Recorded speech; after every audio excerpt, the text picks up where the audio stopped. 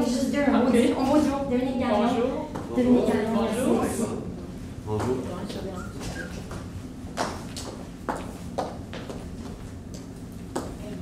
Est-ce que vous pouvez que j'effectue la lecture des consignes en français ou en anglais? En français, s'il vous plaît. Donc, vous disposez de 20 minutes afin de présenter votre cas au juge. Je vais afficher un carton pour les 10, les 5, les 2 dernières minutes et les 30 dernières secondes.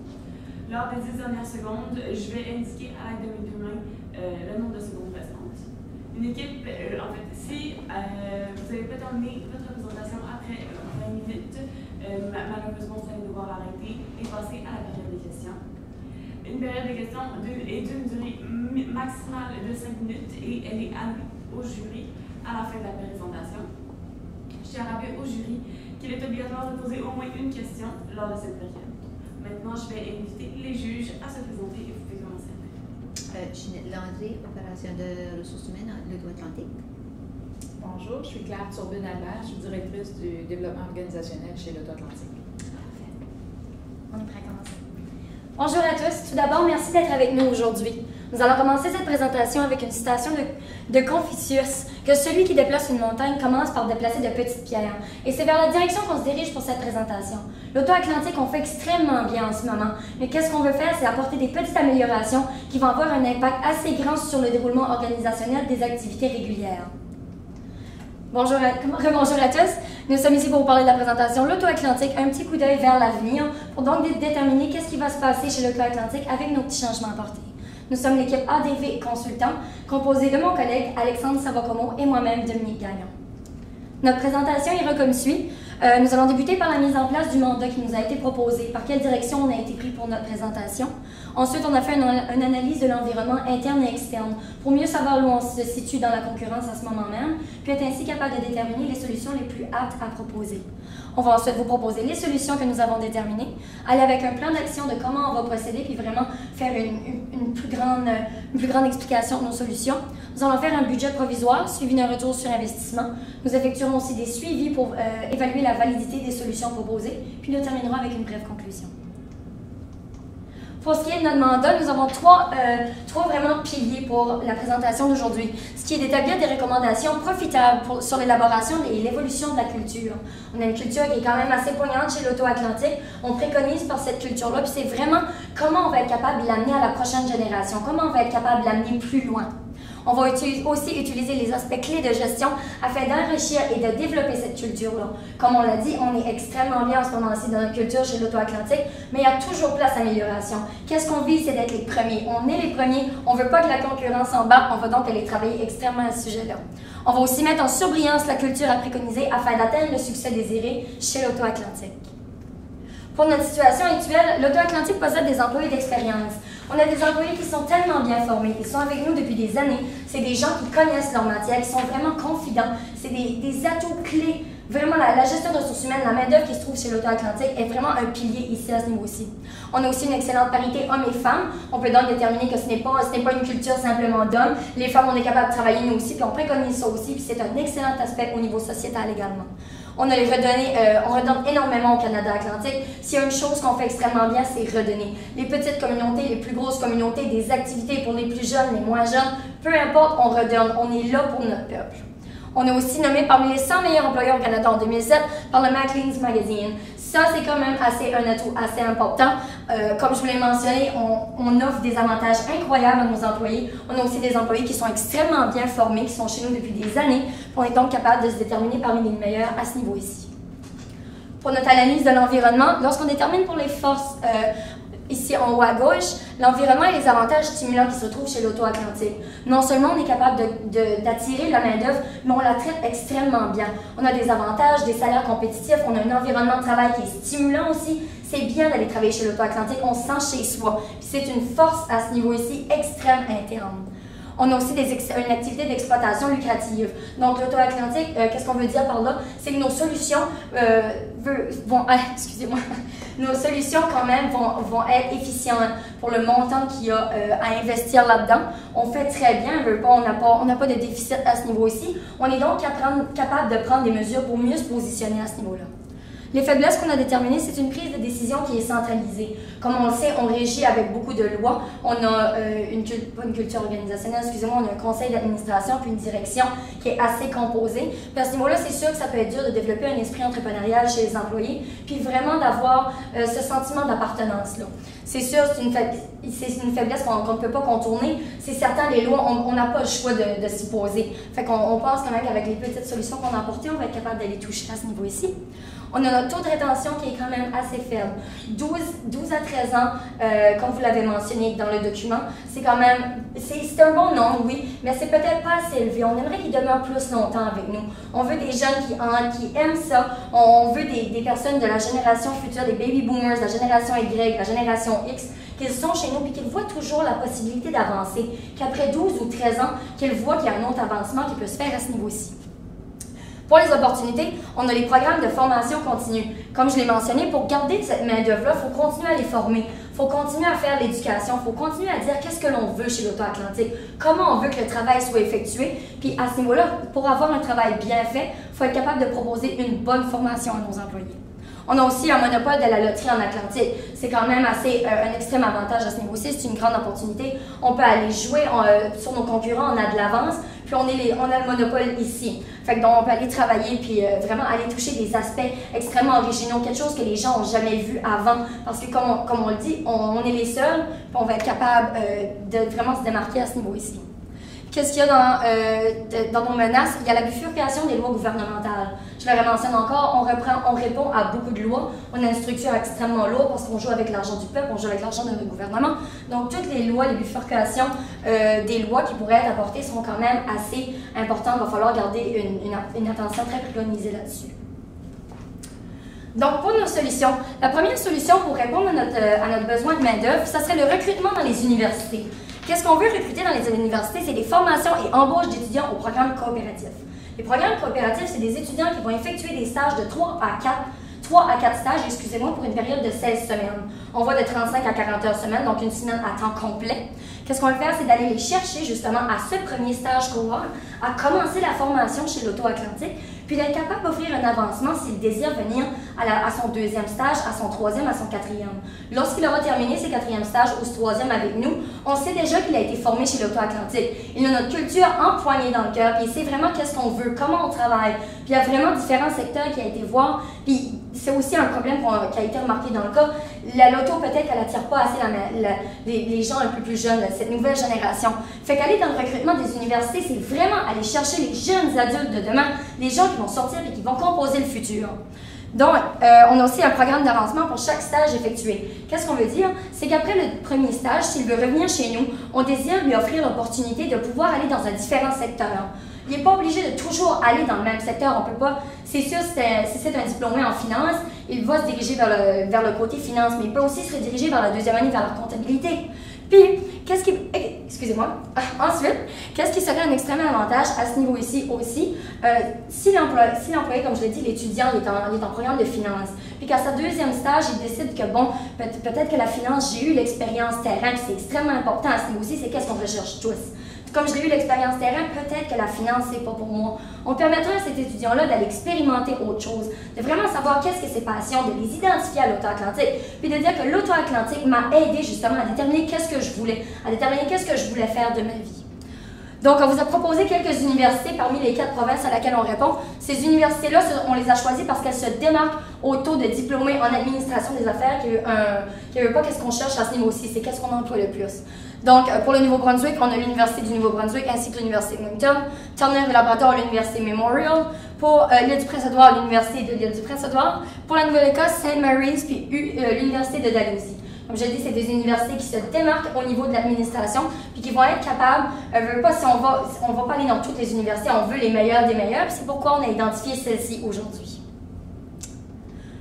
Donc, on a identifié un petit peu où on pourrait déterminer, où on pourrait avoir des étudiants, dans quel secteur on pourrait en avoir. Parce que c'est certain qu'il y a des secteurs qui sont peut-être un peu trop, non pas confidentiels, excusez-moi, mais qui sont peut-être un peu trop importants, que tu sais, c'est de la bureaucratique, on doit demeurer avec des gens d'expérience, des choses qui ne peuvent peut-être pas bouger de la salle qui est là. Donc, le vice-président au jeu numérique et innovation, on peut avoir un étudiant en marketing, en management ou en gestion des opérations. Jeu numérique et innovation en marketing, c'est sûr, c'est des gens qui vont aller rejoindre la communauté. En management, on est capable de prendre les devants. Puis en gestion des opérations, on est capable de déterminer si les décisions qu'on prend vont être quantitativement efficientes pour l'auto-Atlantique. Le vice-président des ventes marketing, où on va aller avec un étudiant en marketing, effectivement, ou des étudiants qui seront au MBA, qui ont déjà terminé leur marketing et qui vont aller chercher l'expérience de plus, qui pourrait être extrêmement intéressant à ce niveau-ci, si on va au niveau des études supérieures.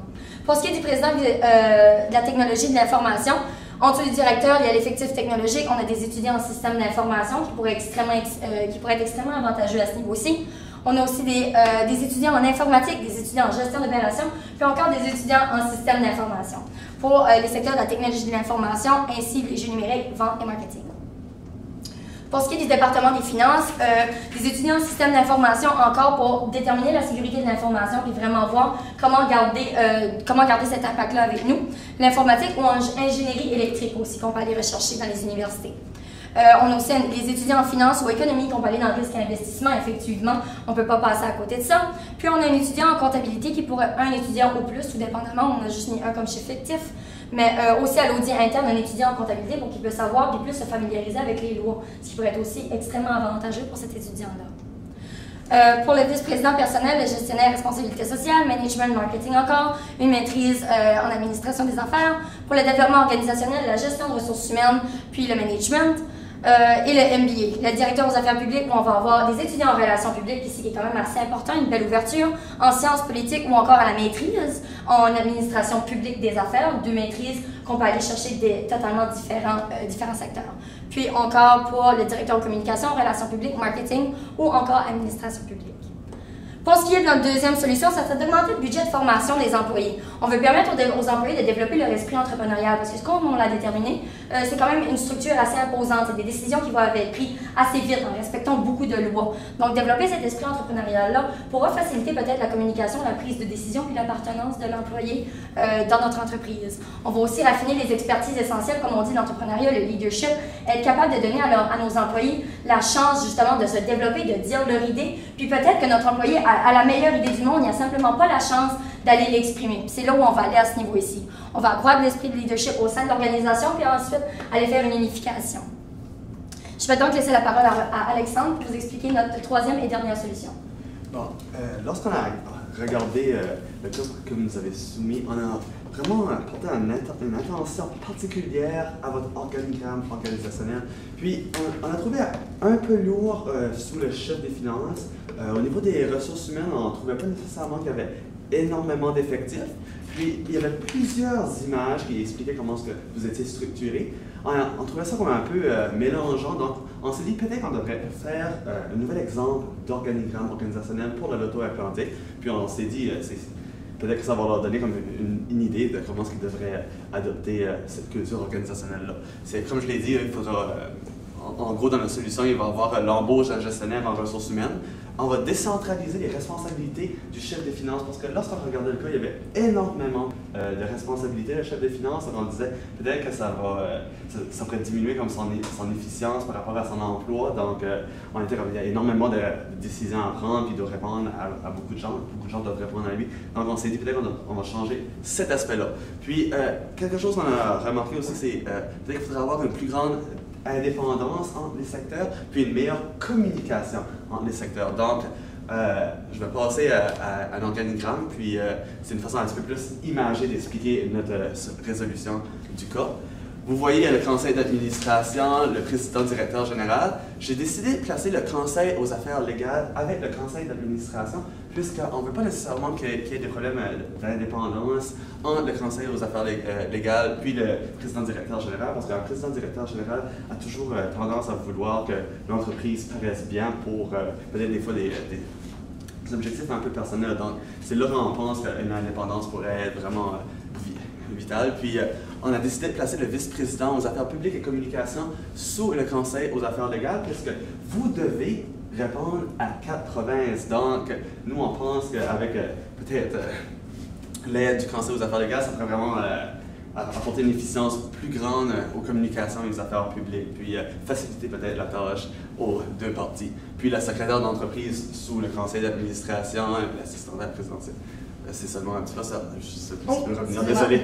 Puis, normalement, vous nous avez donné un organigramme que, comme je l'ai dit, il y avait beaucoup de responsabilités sur le chef des finances. Nous, on a décidé de diviser ça un peu. On a pris une partie qui serait le vice-président au personnel, on l'a mis à côté du directeur stratégie, puis on a mis le chef des finances à côté des chefs des opérations. Alors, qu'est-ce qu'on a pu comprendre? C'est comme si le chef des opérations était sous le chef des finances, ça ne sera plus comme ça. Puis, le chef des finances et le chef des opérations, c'est des personnes qui doivent prendre des décisions peut-être stratégiques pour l'entreprise. Donc, c'est pour ça qu'on a mis qu'il devrait peut-être répondre au directeur stratégique pour faire sûr que leur idéologie est un peu uniforme puis bénéficie de l'entreprise, qu'il n'y a pas vraiment, comment je vous dirais, de problème de communication entre les deux. Donc, on va passer à la prochaine diapositive. Pour le vice-président personnel, on a pris le même organigramme que vous nous avez donné. Toutefois, on a rajouté un gestionnaire des ressources humaines, puis on a placé le conseiller en ressources humaines sous cet effectif-là, cet employé-là. On pense que c'est peut-être quelque chose que la Loto Atlantique aurait besoin, plus de personnes en ressources humaines. Aussi avec le programme d'étudiants co-op qu'on veut placer, on se dit peut-être que ça pourrait bénéficier vraiment à la Loto Atlantique, parce que, comme on peut voir, il y a peut-être difficultés au niveau des communications, puis la prise de décision, puisque tout est sous le chef des finances. Donc, avec un gestionnaire en ressources humaines, ça va vraiment peut-être créer une synergie avec nos solutions. Pour passer à la prochaine diapositive, ceci, c'est à peu près pareil, c'était juste pour montrer comment est-ce que ça allait être sous les affaires publiques et communications. Comme je vous l'ai dit, il était sous le conseil légal dans notre nouvel organigramme. Pour le chef des finances, on a décidé de placer le directeur des finances et services coopératifs sous son aile. Puis le directeur des risques et assurances, c'est sûr qu'il va répondre au chef des finances, mais il faut quand même, comme vous l'avez placé, il y a un président du comité d'audit qui doit être indépendant du chef des finances, parce que l'audit, comme vous savez, c'est vraiment pour que vos chiffres soient sans réserve, on va dire, après une vérification. Puis peut-être qu'il pourra avoir, peut-être le chef des finances n'aurait pas nécessairement l'intérêt que les chiffres soient, qu'est-ce qu'ils reflètent réellement. C'est seulement une supposition, je ne pense pas qu'à la Loto Atlantique c'est comme ça, mais c'est juste pour vraiment s'assurer et avoir la plus grande indépendance, mais c'est comme ça que vous l'aviez fait. Pour la prochaine diapositive, le chef des opérations, on a décidé de placer, comme vous l'aviez placé, vraiment le VP, président du numérique et innovation, vente et marketing, technologie de l'information, le directeur exécutif Red Shore, puis directeur connaissance et perspicacité sous sa bretelle. Donc, pour ce qui est de notre plan d'action, comment on va vraiment concrétiser les solutions qu'on vous a proposées? Pour la solution d'information aux employés, ça serait de développer au maximum les habiletés essentielles et de miser sur notre meilleure ressource qui est notre effectif. Comme je vous l'ai mentionné, ça se peut qu'on a un employé qui est dans son bureau, qui peut-être qui a des idées ici et là, des idées d'innovation qui se passent chez l'Auto Atlantique, puis qui n'aurait peut-être pas les occasions, ou il n'y aurait peut-être pas la force personnelle d'aller les présenter à son directeur, d'aller les présenter à son gestionnaire, puis lui dire, bon, regarde, moi, c'est qu'est-ce que j'ai. C'est sûr que ce n'est pas tout le monde qui a cette capacité-là. On est donc certain que la formation aux employés, on va être capable de l'implanter à ce niveau-ci. Pour ce qui est de l'embauche des étudiants au programme coopératif, c'est le recrutement actif dans les universités qui va être important à ce niveau-ci. Quelque chose qu'on peut remarquer avec cette embauche d'étudiants-là, on a une intégration culturelle qui va être extrêmement forte. Parce que le taux d'internationalisation dans les universités, c'est quelque chose que l'on sait tous, c'est extrêmement élevé. On va donc aller diversifier notre main-d'œuvre, on va aller vers vraiment du multiculturel. Nous sommes dans les Maritimes, nous sommes une région qui est tellement chaleureuse, qui accueille les gens. Donc les universités, on va aller chercher des gens partout, des nouvelles connaissances qu'on n'aurait peut-être pas, des façons de faire qui se passent dans un autre continent qu'on n'aurait peut-être pas accès. On va aussi intégrer les valeurs de l'Auto Atlantique chez la nouvelle génération, comme je le mentionne. C'est une génération qu'on a peut-être un peu plus de difficulté à aller chercher. On va donc être capable de leur déterminer qu'est-ce qui est nos valeurs, qu'est-ce qui est nos missions, puis vraiment aller l'implanter plus loin vers ces jeunes-là. Pour la réorganisation de l'organigramme, comme Alexandre l'a mentionné, c'est afin de préconiser l'éthique de l'entreprise. Comme on l'a mentionné, on est une entreprise qui joue avec l'argent du peuple, l'argent des gouvernements, on a beaucoup de comptes à rendre. Il faut donc que l'éthique de l'entreprise soit impeccable. On veut que les gens nous regardent chez l'Auto Atlantique, chez la SLA, puis qu'ils disent, s'il n'y a aucun problème à ce niveau-ci, tout va comme sur des roulettes. On veut aussi déterminer une meilleure communication puis une meilleure répartition des tâches parce que le chef des finances était quand même assez lourd ses responsabilités à ce niveau-ci. Puis on veut une efficience opérationnelle et organisationnelle parce qu'un peu réorganiser cet organigramme-là qui donne moins de responsabilités au chef de finances, on a le gestionnaire en ressources humaines, on a le président du comité d'audit aussi. Ça serait vraiment plus pour faire une synergie, pour fermer la boucle de notre structure organisationnelle puis de pouvoir mieux travailler à cette façon-là, de mieux pouvoir comprendre à qui on répond et comment on fait. Notre échéancier, on l'a placé de 0 à 24 mois, 2 à 4 ans et de 5 ans et plus. De 0 à 24 mois, on prévoit entamer la réorganisation de l'organigramme parce que c'est une tâche qui prend extrêmement de temps. On veut qu'elle soit bien implantée avant de commencer toute autre chose. On n'embauchera pas un étudiant si on ne sait pas exactement à ce niveau-ci qui doit répondre à qui, puis si on n'a pas notre gestionnaire de ressources humaines non plus, logiquement. Fait que donc, pour le 0 à 24 mois, on va débuter l'encadrement de l'embauche des étudiants parce que le gestionnaire en ressources humaines va arriver à ce niveau-ci, puis on va préparer le programme, comment on va les accueillir. De 2 à 4 ans, on a le début du processus d'embauche puis l'augmentation du budget de formation. Donc là, nos employés sont replacés, on les forme ici, on les forme là, puis on peut commencer à voir nos étudiants puis les implanter dans notre nouvelle culture. Pour les 5 ans et plus, ça serait vraiment une question de déterminer la validité sur le retour sur l'investissement puis l'embauche des étudiants. Donc de 0 à 5 ans, c'est faire la suite de ces solutions-là, c'est de déterminer si elles sont encore viables et si elles sont profitables pour nous. Je laisse donc la parole Alexandre pour le budget. Pour le budget, on a analysé votre rapport annuel, puis c'était pas nécessairement une société qui manque de liquidité, mais notre solution, c'est pas une solution qui va vous coûter cher. Les étudiants coop, 14 semaines par été, 35 heures semaine, 13 $ l'heure en moyenne. On a comme 14 étudiants, mais nous, on dit peut-être vous pourriez en prendre 10, seulement 63 700 $. Puis, pour le gestionnaire en ressources humaines, dépendamment de l'expérience de la formation, ça serait de 65 000 à 90 000. Puis, la formation des 630 employés que vous avez, on a décidé de l'augmenter. C'est OK. Nous sommes donc prêts à répondre à vos questions. Merci de votre attention. OK. Quand on fait des changements organisationnels, il y a beaucoup de disruptions dans notre travail au quotidien. Comment est-ce qu'on approche ça? Je vais me permettre d'y répondre. Comment on approche ça vraiment? C'est le côté d'implication des employés dans ce changement organisationnel-là. On veut leur faire comprendre que ce n'est pas un changement parce que c'est quelque chose qui se passe de mal. Ça va extrêmement bien, mais on veut qu'ils sont impliqués, qu'ils comprennent ce qui se passe, qu'on détermine vraiment, OK, la gestion de ressources humaines, ce gestionnaire-là va vraiment être là pour encadrer les nouveaux étudiants, leur dire, leur expliquer le problème qu'on a peut-être, qu'on aimerait une main-d'œuvre un peu plus jeune, qu'on veut en attirer d'autres. Fait que je pense que ça serait de prendre cette approche-là puis de vraiment intégrer les employés, pas au processus décisionnel, mais au processus de changement. On peut donc penser à des réunions éclairs qui vont s'effectuer bimensuelles ou peut-être hebdomadaires, tout dépendamment des besoins, puis vraiment juste des petits briefings, puis déterminer on est rendu là, on est rendu ici, ça se passe comme ça. Puis c'est sûr que les briefings, ça va se faire après une explication assez formelle de qu'est-ce qui se passe, pour juste tiendre au courant, puis faire sûr qu'il n'y a personne qui manque d'informations tout au long du processus. Comment est-ce que je fais pour convaincre un gérant, un gestionnaire tout de suite, qui peut aller tout de suite faire une offre d'emploi à quelqu'un qui a de l'expérience? Puis là, il faut que je le convainque d'aller chercher des étudiants qui n'ont pas d'expérience. Comment est-ce que je fais pour le convaincre? Je vais me permettre de répondre aussi, si possible. Gestion de ressources humaines. Donc, comment faire pour convaincre les étudiants? Les étudiants, vraiment à ce niveau-ci, c'est qu'ils ont besoin d'aide sur le marché du travail. C'est des gens qui n'ont pas cette expérience-là, comme vous le mentionnez, mais c'est une opportunité, puisqu'on peut aller ancrer notre mission et nos valeurs dans leur façon de travail. C'est un investissement quand même assez à long terme, puisqu'on dit qu'un étudiant, c'est de 3 à 4 ans. Mais si on a justement cette capacité-là d'aller leur offrir des petits avantages, des petites augmentations de salaire, la chance d'aller vérifier dans d'autres départements, on va être capable d'attirer l'étudiant. Puis à ce niveau-ci, justement, on va être capable de fermer la boucle, puis d'être capable de finir dans le fond. On le passe dans la machine, puis on finit avec un étudiant qui a été formé chez l'Auto-Atlantique, qui comprend nos valeurs, puis ça, je pense qu'une personne qui travaille bien, qui travaille de notre façon chez l'Auto-Atlantique, c'est un avantage pour les gestionnaires, mais aussi pour ses employés, pour ses collègues, parce qu'ils pensent déjà de la même façon, puis ils travaillent de la même façon, puis il a déjà vu le secteur, il connaît l'environnement, puis il est familier. Puis ça aussi, c'est un très bon avantage. Juste en parlant des valeurs de l'entreprise, lorsqu'on a regardé votre rapport annuel, on a pu voir vous redonner aux différentes provinces. Puis, on pense aussi qu'en allant chercher des étudiants coop, c'est une autre façon peut-être de redonner aux provinces. Puis, justement, savoir avec votre culture d'entreprise, puis c'est une bonne façon de commencer à implanter là-bas aux étudiants. Merci bien. beaucoup. Merci. Merci beaucoup. Merci.